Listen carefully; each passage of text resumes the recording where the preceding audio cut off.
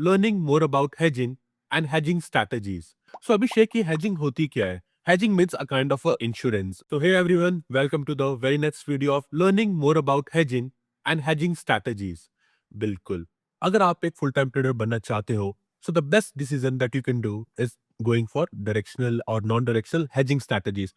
कभी भी ऐसी ट्रेडिंग मत करो जहां पे you even have 1% chance to blow up your hard-earned capital. So अभिषेक, ये hedging होती क्या है?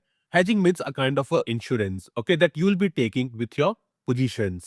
So let's say आपने कार बाई की, अब आप कार के साथ क्या करते हो? आप इंश्योरेंस लेते हो। वो इंश्योरेंस क्या है? That is a kind of hedging, कि कल को अगर कार में कोई भी खराबी होती है, कोई भी डेंट आता है, कोई भी एक्सीडेंट होता है, the hedging make sure it covers your cost, और वो 100% लॉस कभी भी ना हो पाए आपको, राइट? सो अभिषेक, हेजिंग की जगह मैं ऑप्शन बाइंग ही क्यों ना कर लूं डायरेक्टली, ऑप्शन सेलिंग ही क्यों ना कर लूं डायरेक्टली, इंट्राडे में कर लो, कोई दिक्कत नहीं है।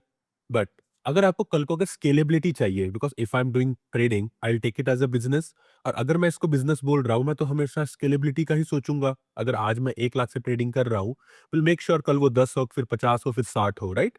सो अगर आज एक पर्टिकुलर लॉट में रिस्क है 5,000 का, okay, 5,000 is amount where I am not affected out. But अगर वही 50,000 1 लाख हुआ तो, and even if I have 1% chance of to blow up my capital, खराब चीज है। सो हेजिंग आपको क्या देती है? एक इंश्योरेंस देती है, एक पीसफुल स्लीप देती है, एक कॉन्फिडेंस टू स्केलेबिलिटी का ऑप्शन देती है, कि अगर आपको लगता है कि आपको एक ऑप्शन कॉन्ट्रैक्ट ओवरनाइट होल्ड करना है, तो आप इजीली होल्ड कर सकते हो। व्हाई? बिकॉज हेजिंग का एक इजी डेफिनेशन क्या है? Limiting your risk, okay?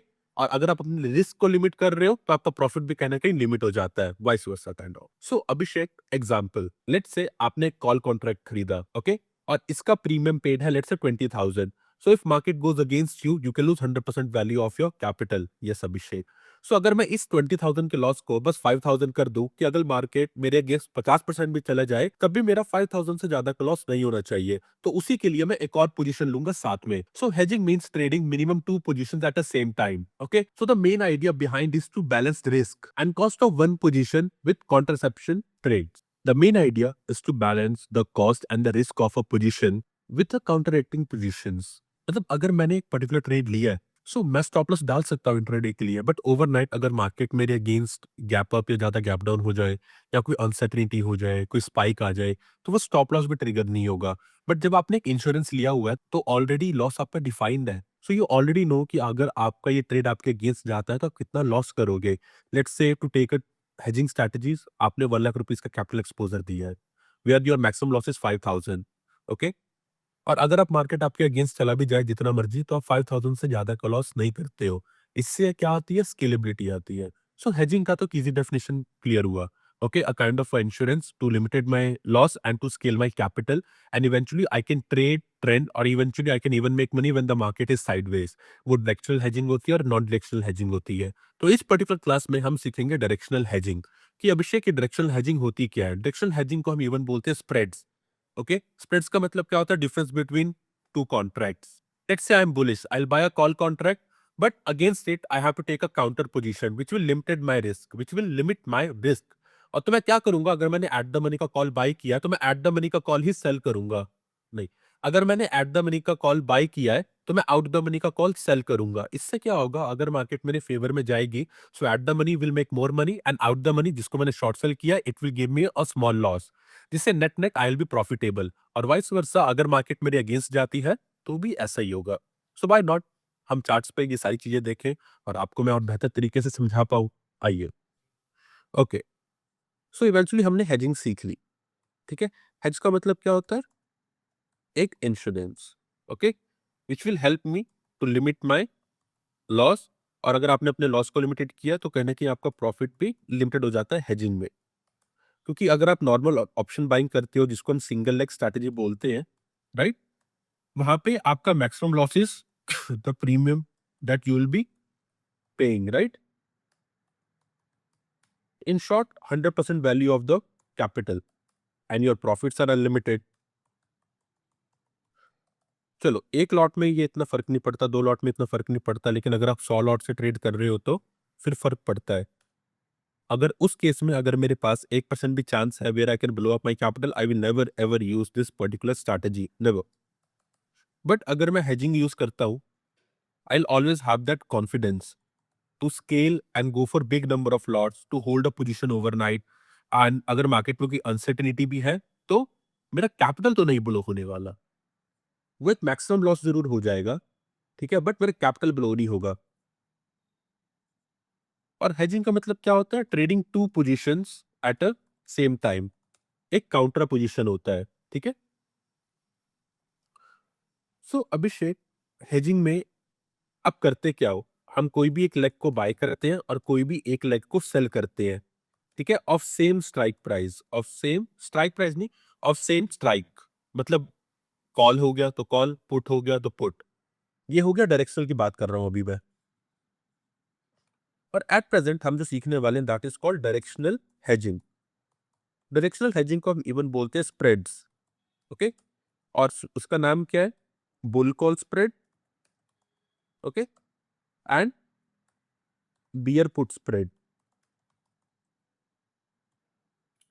अब बुल कॉल स्प्रेड नाम से पता लग रहा है I will have a bullish view, right, वो I will be going with call contracts. And spread का मतलब क्या होता है? डिफरेंस। और बियर पुट का मतलब क्या होता है? I will have a bearish opinion where I will be trading put contracts. And spread का मतलब difference between two contracts, it means trading minimum two contracts at a same time. और hedging की सबसे अच्छी बात क्या है? आप इंश्योरेंस के साथ एडजस्टमेंट्स कर सकते हो। आप कभी कभार अपने लॉस मेकिंग पोजीशंस को भी प्रॉफिटेबल कर सकते हो और प्रॉफिटेबल पोजीशंस को भी लॉस मेकिंग कर सकते हो। सो जब हम स्प्रेड्स की बात कर रहे हैं तो यहाँ पे सारा काम होता है डेल्टा का, ठीक है, क्योंकि ये है डायरेक्शनल स्प्रेड्स, मतलब डायरेक्शनल हेजिंग। सो अगर आपका एक बुलिश ओपिनियन है, right, so you will go for, अगर आपका एक बुलिश ओपिनियन है, सो आप क्या करोगे? आप एक बुल कॉल स्प्रेड का एक ट्रेड लोगे। बुल कॉल स्प्रेड का ट्रेड क्या होता है? एट द मनी का जो कॉल है that I will bye, okay, this is my main position because if I have a bullish view this eight the money call should make me more money. और on the same side जो out the money का call ही होता है, जो out the money का ही call है, उसको मैं शॉर्ट सेल करूंगा कि अगर मार्केट मेरे फेवर में जा रहा है तो कॉल का कॉन्ट्रैक्ट भी ऊपर जाएगा, बट मैंने यहाँ पे शॉर्ट सेलिंग की है, सो ये मुझे लॉस देगा, right, but it will act as a counter position which will limit my loss और प्रॉफिट भी लिमिटेड कर देगा। क्यों? क्योंकि एट द मनी का डेल्टा अगर 0.5 है, राइट, और अगर आउट द मनी का डेल्टा लेट्स से 0.2 है या 0.3 है, और अगर मार्केट मेरे फेवर में जाता है, so at the money delta will be positive because I will be making money and out the money delta will be in loss, right. So net net मैं 0.3 के प्रॉफिट में तो रहूंगा। And if a particular asset moves 100 points in my favour, this particular spread will move 30 points in my favour, right. So ये होगी एक कहानी। चलिए, I hope this particular thing is clear. अब इसको मैं आपको थोड़ा पे ऑफ ग्राफ में दिखा देता हूँ, okay. So let's say Nifty है, निफ्टी में मैंने एट द मनी का कॉन्ट, let's say will go towards bank Nifty, चलिए।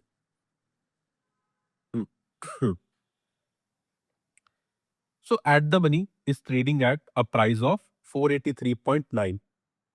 सो अगर मैं बस एक सिंगल लेग बाय करता हूं, right, so Abhishek can lose 100% value, right, see maximum loss is 100% value. Abhishek 16,000 ही तो है, क्या फर्क पड़ता है? अच्छा, और अगर यही आपके लॉट्स अगर 10 होते तो अब तो फर्क पड़ेगा ना। अगर ओवरनाइट आपने पोजीशन होल्ड की और ये आपके अगेंस्ट चला गया विथ टाइम डिके, और मार्केट में कोई न्यूज आ गई, ट्रंप जी ने कुछ बोल दिया, तो सो अभिषेक अब आप इस लॉस को लिमिट कैसे करोगे, right. I have to make sure कि अगर मैंने एट द मनी का कॉल कॉन्ट्रैक्ट बाय किया है तो मुझे आउट द मनी का ही कॉल कॉन्ट्रैक्ट शॉर्ट सेल करना है। If at the money is 59,300, out the money could be, बताइए क्या हो सकता है? देखिए, लेट मी शो। हाँ, so example out the money क्या हो सकता है? लेट्स से 60,300, और इसको मुझे शॉर्ट सेल करना है, ठीक है। And you have to make sure अगर आपने एक लॉट बाय किया है तो सेल भी आप एक लॉट करोगे, मतलब पैरेलल पोजीशंस होनी चाहिए, मतलब पैरेलल क्वांटिटीज। अब जहां पहले मैं 1,60,000 70,000 लूज कर रहा था, अब जैसे ही मैंने इसको हेज किया, मेरा लॉस भी डिफाइंड हो गया, राइट? और मेरा प्रॉफिट भी डिफाइंड हो गया। So now in worst to worst case scenario I will just lose 28% of the capital. Worst to worst case, अभी 100% तो नहीं होने वाला है। And this is our maximum profit. ये हो गया हमारा मैक्सिमम प्रॉफिट, ये हो गया हमारा maximum loss, and this is our payoff graph. जहाँ पे आप देख सकते हो आपके जो लॉस मेकिंग पॉइंट्स हैं, राइट, ये फ्लैट है, ये क्या है, फ्लैट है। And this blue colour line is your projected profit for the day. अगर मैंने आज कोई ट्रेड लिया है तो ये ब्लू कलर की लाइन आज का पेनल दिखाएगी। और ये जो मेन पे ऑफ ग्राफ है, this is for the expiry. अगर मैं एक्सपायरी तक अपने ट्रेड को होल्ड कर रहा हूं तो तब ये पे ऑफ ग्राफ काम में आता है। और आज कितना पीएनएल है वो ये प्रोजेक्टेड लाइन बताएगी। And this is your break even point that if I have a bullish view, market should trade above this line at a day of expiry for me to make money. अगर वो इस line के नीचे trade कर रही है, so I can be in a loss. और अगर आपको ग्रीक्स दिखाऊं, राइट, जिसको मैंने बाई किया है उसका डेल्टा हमेशा ग्रेटर होना चाहिए एज कंपेयर टू जिस कॉन्ट्रैक्ट को मैंने सेल किया है। सो net net I should be in a positive delta, मुझे पॉजिटिव डेल्टा चाहिए। क्लियर? और अभी हम जो टाइप ऑफ ट्रेडिंग कर रहे हैं, ठीक है, हेड स्प्रेड्स, इसको बोलते हैं डेबिट स्प्रेड्स। बिकॉज आप एट द मनी को बाय कर रहे हो, और वही अगर आप एट द मनी को शॉर्ट सेल करके आउट द मनी बाय करते हैं तो इसको बोलते हैं credit spreads, which is good for option sellers. So I hope this particular thing is clear. Spreads कैसे बनाते हैं? सो इजी डेफिनेशन है, एट द मनी का कॉल बाय करो और आउट द मनी का कॉल ही सेल करो। इन द मनी को इंक्लूड नहीं करना है। ठीक है। सो अगर अभी हम पे ग्राफ पे आए और लेट्स से मुझे बनाना है निफ्टी के लिए, ठीक है,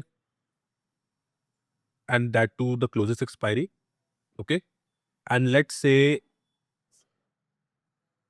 ऑप्शन चेन ओपन करते हैं। अब मेरा व्यू क्या है? अब लेट्स से अभिषेक का व्यू है bearish. So what Abhishek will do is, Abhishek eight the money का पुट कॉन्ट्रैक्ट बाय करेगा, राइट? अगर मैंने एट द मनी का पुट कॉन्ट्रैक्ट बाय किया है, because this is my main position, if market will go down it should make more money, I make sure कि मैं कुछ डिफरेंस में आउट द मनी का पुट कॉन्ट्रैक्ट ही short cell करूं, short cell करूं, like 1 2 3 4 5, minimum 4 और 5 strike difference रखना ही रखना है। ठीक है। सो नाउ मेरे को इसी पर्टिकुलर कॉन्ट्रैक्ट को सेल करना है, ठीक है, बट इसका प्रीमियम कितना कम है, 1 रुपए है। 1 रुपए से तो कोई बात ही नहीं बनेगी। सो आपको प्रीमियम्स का भी ध्यान देना है। अब जैसे ये क्या है, मैंने एक लॉट ट्रेड किया है जहाँ पे 3,000 रुपए है, राइट? अगर मैं यहाँ पे एक out the money contract sell कर भी देता हूँ जिसका करंट मार्केट प्राइस 1 रुपए है, सो कुछ ज्यादा लॉस मेरा कम नहीं होगा। ये देखो, कुछ ज्यादा लॉस कम ही नहीं हुआ, बस प्रॉफिट डिफाइंड हो गया। सो आप ये स्प्रेड्स कब एग्जीक्यूट करते हो? जब मार्केट्स में प्रीमियम्स थोड़े अच्छे खासे होते हैं, जहाँ पे अगर आपने एट द मनी 400 रुपए में बाई किया है, सो उसका इंश्योरेंस एटलीस्ट आपको 100 या 200 रुपए का तो पड़े। अगर इंश्योरेंस ही 1 रुपए का है तो क्या फायदा? लेट्स से अगर आपने थार निकलवाई है, ठीक है, ऑफ 18-20 lakhs, और उसके अगेंस्ट इंश्योरेंस ही 1 लाख रुपए के लिए है, कोई बात नहीं बनती ना। At least 50% value of the car का तो इंश्योरेंस लो, कि अगर मार्केट कल आपके अगेंस्ट जाए तो 50% इंश्योरेंस तो निकले। So this is what we call directional spreads. Way the best thing about spreads are, ठीक है, limit, the best thing about spreads are कि आप रिस्क को लिमिटेड कर देते हो, ठीक है, एक स्केलेबिलिटी आ जाती है, okay, and you can hold a trend.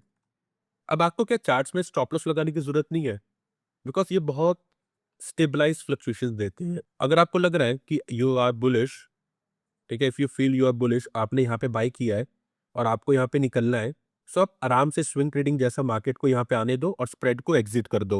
You never wait for maximum profit और maximum loss, those are just best to worst के सिनेरियो, जिसकी प्रोबेबिलिटी बहुत कम होनी चाहिए। आपको बस चार्ट्स को फॉलो करना है और ये पीएनएल को फॉलो करना है, ठीक है।